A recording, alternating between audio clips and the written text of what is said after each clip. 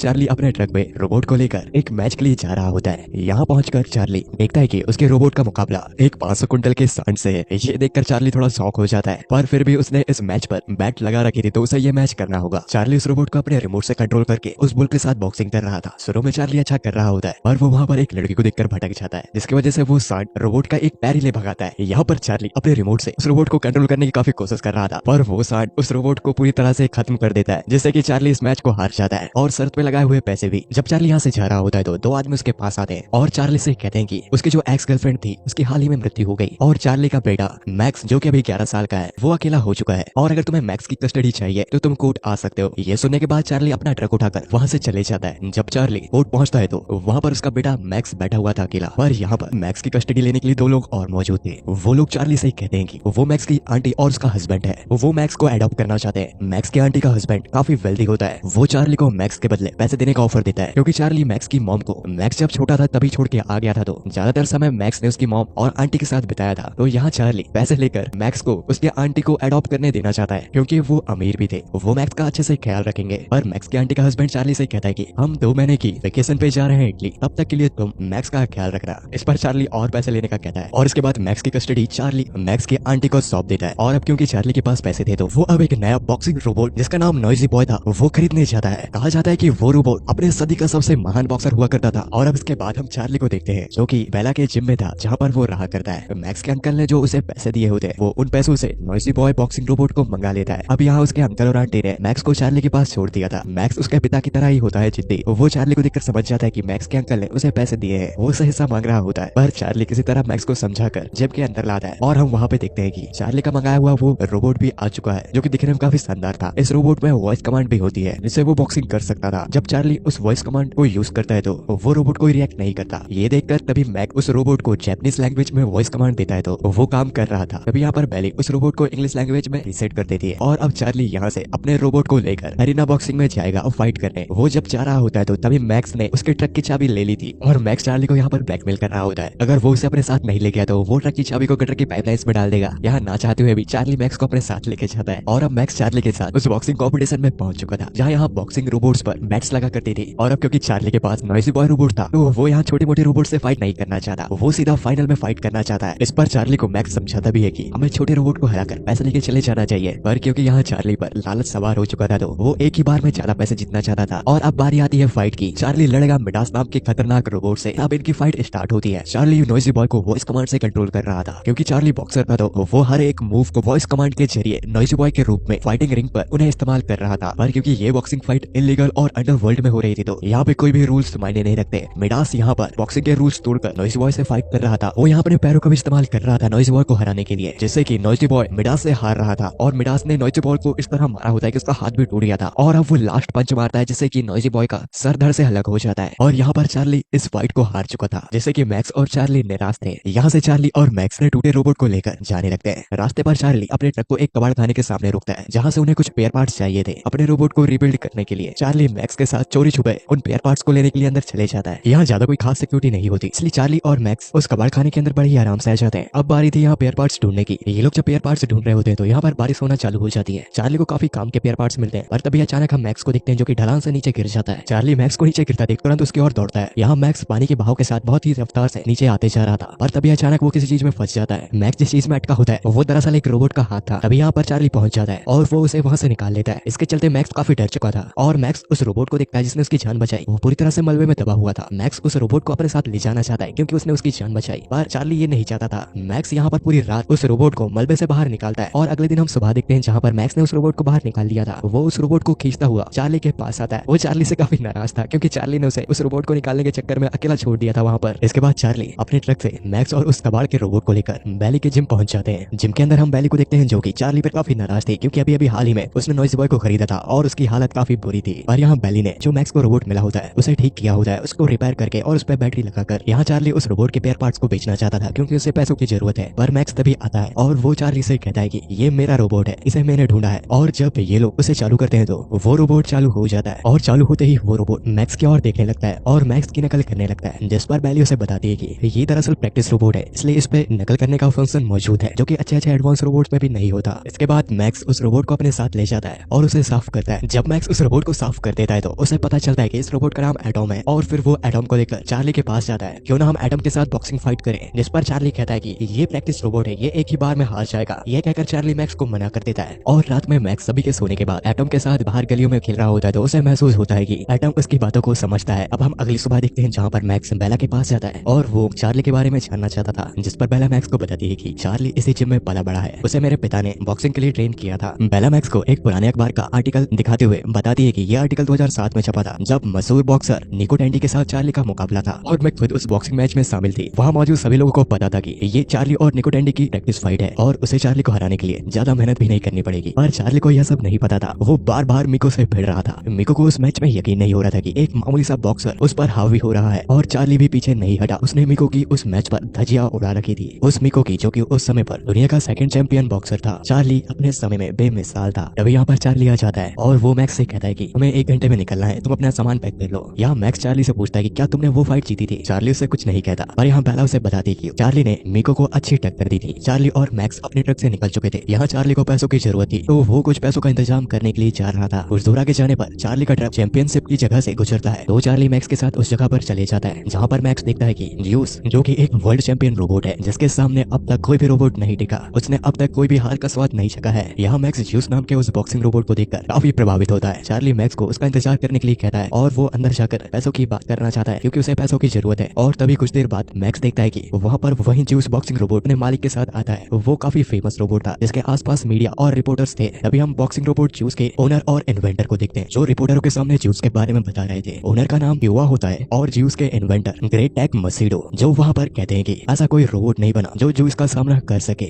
इतना कहकर वो वहाँ से चले जाते हैं। यह सब मैक्स एक कोने में खड़े होकर देख रहा था। यहाँ दूसरी ओर हम चार्ली को देखते हैं जो अपने दोस्त से पैसे मांग रहा था और उसका दोस्त चार्ली को पैसे देने से इनकार कर देता है तो चार्ली वहाँ से मैक्स के पास वापस आ जाता है। चार्ली काफी निराश था, पर यहाँ मैक्स चार्ली को ज्यूस के ही बारे में बता रहा होता है और मैक्स चार्ली से कहता है कि मैं भी अब बॉक्सिंग करूंगा। मैक्स के चार्ली को ज्यादा फोर्स करने की वजह से चार्ली मैक्स को एक फाइट में लेके जाएगा। इससे मैक्स काफी खुश होता है और अगली सुबह जब चार्ली उठता है तो वो देखता है कि मैक्स रात भर सोया ही नहीं है। उसने एटम को बॉक्सिंग की कुछ टेक्निक सिखाई है। पर यहाँ चार्ली को बिल्कुल भी यकीन नहीं था कि मैक्स उस फाइट को जीत जाएगा। अब ये लोग उस जगह पहुंच जाते हैं जहाँ पर फाइट होनी थी। इस जगह पर मैक्स से कोई भी लड़ना नहीं चाहता, पर मैक्स कहता है कि अगर मैं एक राउंड से ज्यादा टिक गया तो तुम मुझे 50,000 दोगे, वरना तुम मेरे रोबोट के सारे स्पेयर पार्ट्स रख लेना। ये सुनने के बाद वो आदमी मान जाता है। अब इनके बीच फाइट होती है। एटम को चार्ली की जगह मैक्स कंट्रोल कर रहा था, पर चार्ली मैक्स को पीछे से बताते जा रहा था कि उसे कैसे लड़ते जाना है। शुरू में मैक्स काफी पिट रहा होता है, पर वो इसी तरह अपने अपोनेंट के सामने एक राउंड तक टिक जाता है, जिसकी वजह से वो ये राउंड जीत चुका है। और ये सब देखकर वो अपोनेंट अपने पैसे वापस लेने के लिए फिर से एक और फाइट करने को कहता है, जिसके लिए मैक्स मान जाता है। अब यहाँ पर क्योंकि मैक्स ने उसकी फर्स्ट फाइट में जान लिया था कि सामने वाला अपोनेंट कैसे लड़ता है, तो वो उसकी टेक्निक से बचकर बड़ी आसानी से उसे मार देता है चार्ली की मदद से। और यहाँ पर सभी को गलत साबित करते हुए मैक्स जीत जाता है। और यहाँ चार्ली मैक्स के साथ जीत के पैसे लेकर एटम को लेकर जा ही रहे होते हैं कि तभी वहाँ पर एक आदमी चार्ली के पास आता है और उसे एक दूसरी फाइट में बुलाता है। इस बार चार्ली कहता है कि हम जरूर आएंगे। और उसके बाद हम मैक्स को देखते हैं जो कि एटम पर काम कर रहा था। वो उसे अपग्रेड कर रहा होता है और अगली सुबह वो उसके साथ प्रैक्टिस कर रहा होता है। तभी चार्ली आता है और मैक्स चार्ली को बताता है कि मैंने नॉइजी बॉय का वॉइस कमांडिंग सिस्टम इस पर लगा दिया है, जिससे कि हम इस पर वॉइस कमांड से कंट्रोल कर सकते हैं। और मैक्स चार्ली को कहता है कि तुम क्यों ना एटम को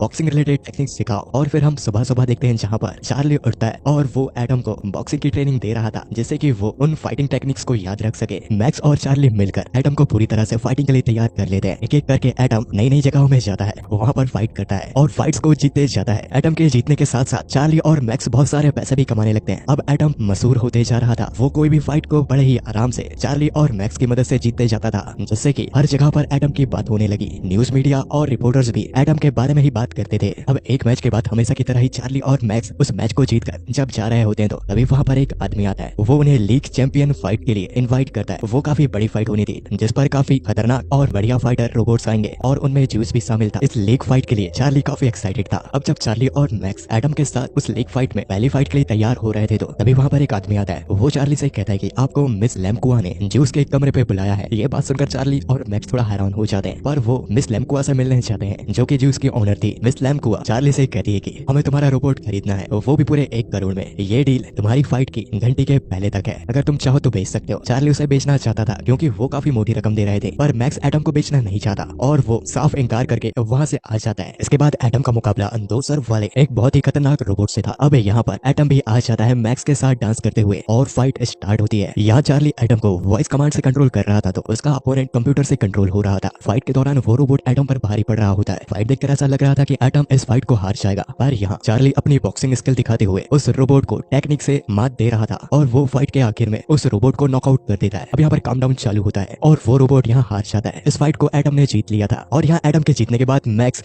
कमेंटेटर से माइक छीनकर वहां पर सबके सामने ज्यूस को ललकारता है एटम से लड़ने के लिए। और फिर इस मैच के कुछ दिनों बाद हमें चार्ली और मैक्स को दिखाया जाता है। बीते वक्त में इनके बीच अच्छी बॉन्डिंग बन चुकी थी, अब बारी थी ज्यूस को हराने की। वो मैच भी आ जाता है। यहाँ मैक्स और चार्ली एटम को लेकर फाइटिंग रिंग में पहुंचते हैं और अब फाइट स्टार्ट हो जाती है। ज्यूस एक बहुत ही खतरनाक और टेक्नोलॉजी का अजूबा था जिसे पूरी टीम मिलकर ऑपरेट करती थी। यहाँ एटम ज्यूस के सामने कमजोर पड़ता जा रहा था, वो एक के बाद एक राउंड हारता जा रहा था। ज्यूस एटम को इतनी बेरहमी से मार रहा था कि उसका साउंड कमांडिंग सिस्टम भी बंद पड़ जाता है, पर अभी भी एटम ज्यूस के सामने खड़ा था। अब यहाँ पर चार्ली वॉइस कमांडिंग सिस्टम से कंट्रोल नहीं कर सकता था, तो शैडो बॉक्सिंग यानी नकल करने वाली टेक्नोलॉजी से कंट्रोल करता है। चार्ली यहाँ पर खुद शैडो बॉक्सिंग कर रहा था जिसकी नकल एटम कर रहा था। इस तरह से खुद चार्ली ज्यूस से लड़ रहा था और वो अपने बॉक्सिंग एक्सपीरियंस से ज्यूस से एक कोने पर मार खा रहा होता है ताकि उसके पिस्टन पूरी तरह से गर्म हो जाए। और होता भी ऐसा ही है। एक वक्त ऐसा आता है जहाँ पर ज्यूस रुक जाता है और फिर बारी आती है चार्ली की, जहाँ पर चार्ली उसे लगातार मुंह पर पंच कर रहा था जिससे ज्यूस का सिस्टम पूरी तरह से डब पड़ जाता है। यहाँ मैक्स और बेला चार्ली को अपने बॉक्सर रूप में देखकर काफी खुश थे और एटम ज्यूस को बस नॉकआउट करने ही वाला था कि तभी बेल बच जाती है। और अब यहाँ पर जजेस ये डिसीजन लेते हैं कि ज्यूस जीता, पर वहाँ पर मौजूद हर एक इंसान एटम को विनर कह रहा था और यहाँ एटम ने सभी का दिल जीत लिया था। और इसी के साथ ये शानदार मूवी यहाँ पर खत्म